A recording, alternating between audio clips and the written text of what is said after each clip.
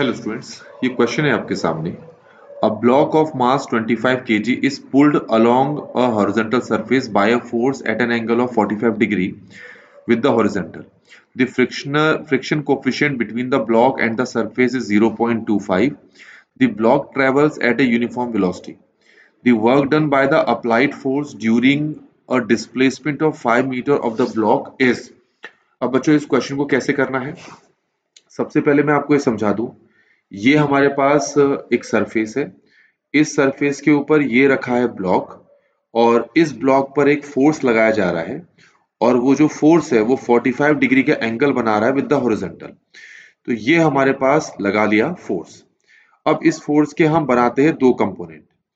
एक बनाते हैं अलोंग दिस, क्योंकि ये एंगल 45 डिग्री है तो ये वाला कंपोनेंट हमारे पास हो जाएगा F cos 45 और ये वाला कंपोनेंट हमारे पास हो जाएगा F sin 45।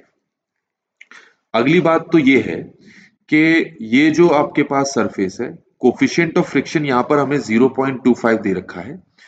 तो ये जो ग्राउंड है ये इस ब्लॉक पर इस डायरेक्शन पर एक फ्रिक्शन फोर्स लगा रहा है।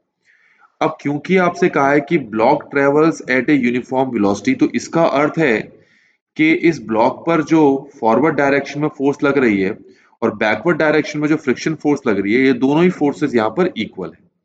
ठीक हो गया।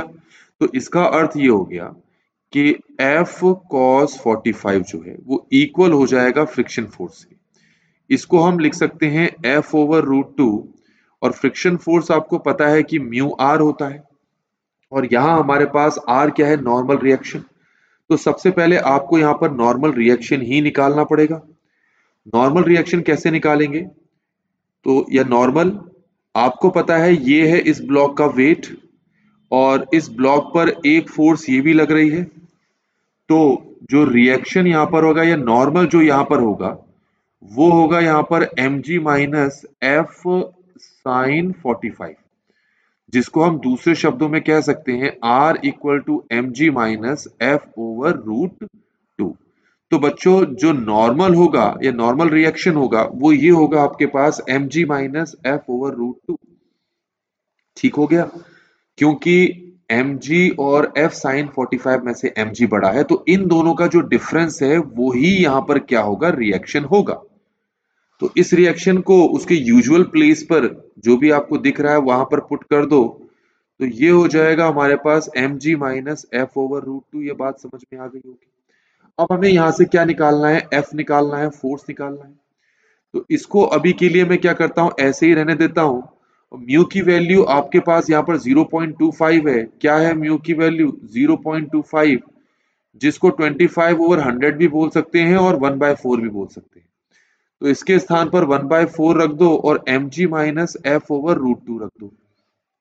तो हमारे पास ये आ जाएगा f ओवर रूट 2, ये हो जाएगा mg ओवर 4 और ये हो जाएगा f ओवर रूट 2। समझ में आ गया होगा। अब इसको यहां पर लेके जाते हैं और सॉल्व करते हैं तो ये शायद आ रहा है 5f ओवर 4 रूट 2। आप चेक कर लेंगे और ये हो जाएगा हमारे पास mg ओवर 4। ये 4 से ये 4 कैंसिल हो गया। तो ये जो फोर्स है इसकी वैल्यू आ गई रूट 2 mg ओवर 5। तो यहां तक आपको समझ में आ गया होगा। तो चलिए बच्चे अब स्टार्ट करते हैं, क्योंकि हमें यहाँ पर वर्क डन निकालना था। तो आपको ये दिख रहा है कि जो ब्लॉक है उसका डिस्प्लेसमेंट कितना है, 5 मीटर का है। ब्लॉक का डिस्प्लेसमेंट कितने मीटर का है, 5 मीटर का है। और ब्लॉक पे फोर्स, हॉरिजॉन्टल फोर्स जो लग रही है वो कौन सी लग रही है, F cos 45। तो वर्क डन का फॉर्मूला यहां पर हो गया F cos 45 multiply displacement. F हमने कितना निकाला है ऊपर, वो निकाला है हमने रूट 2 mg ओवर 5 और cos 45 हमारे पास रूट 2 है और डिस्प्लेसमेंट कितना है, 5 है। इसको इससे कैंसिल कर दो, रूट 2 से रूट 2 कैंसिल हो गया। तो बच्चों मास हमारे पास कितना है, 25 और जी हमारे पास कितना है, 10। तो ये कितना आ गया, 250। तो वर्क डन हमारे पास बच्चों यहाँ पर कितना आ गया, 250 जूल आ गया। अच्छा यहाँ 245 दे रखा है तो उसका कारण ये रहा होगा कि मुझे जी के स्थान पर 9.8 रखना चाहिए, तब मल्टीप्लाई होने पे ये 245 आएगा। तो इस तरीके से बच्चों ये जो डी ऑप्शन है हमारे आंसर से मैच करता है।